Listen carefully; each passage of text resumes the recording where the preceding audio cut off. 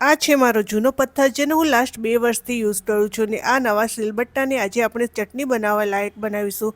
તો એના માટે પહેલાં તો આ પથ્થરને 1 કલાક માટે પાણીમાં મૂકી દઈશું. સાથે સાથે મેં ચોખાને પણ પલાળી દીધા છે. 1 કલાક ઉપર ટાઈમ થઈ ગયો છે તો એને બહાર કાઢીને સ્ક્રબ કરીશું. એટલે જેટલી ગંદકી હોય એ બધી નીકળી જાય. અહીં તમે જોઈ શકો છો પાણી કેટલું ગંદુ થઈ ગયું છે. હવે એમાં નાખીશું પલાળેલા ચોખા. એને સારી રીતે પીસીશું જ્યાં સુધી ઢોસાના ખીરા જેવી પેસ્ટ બની ના જાય. પછી એને સારી રીતે સ્ક્રબ કરીને ધોઈ લઈશું. પછી એ જ પ્રોસેસ રિપીટ કરવાની છે. આ પ્રોસેસ વન ટાઈપ ઓફ આપણે ફેશિયલ કરાવીએ એવી જ હોય છે. હવે એકદમ ક્લીન થઈ ગયો છે તો એના માટે એક પેક તૈયાર કરીશું.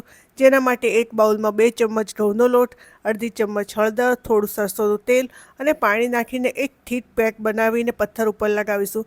પછી એને 12 કલાક માટે સાઈડમાં મૂકી દઈશું. હવે 12 કલાક થઈ ગયા છે તો એને સ્ક્રબ કરીને સારી રીતે ધોઈ નાખીશું.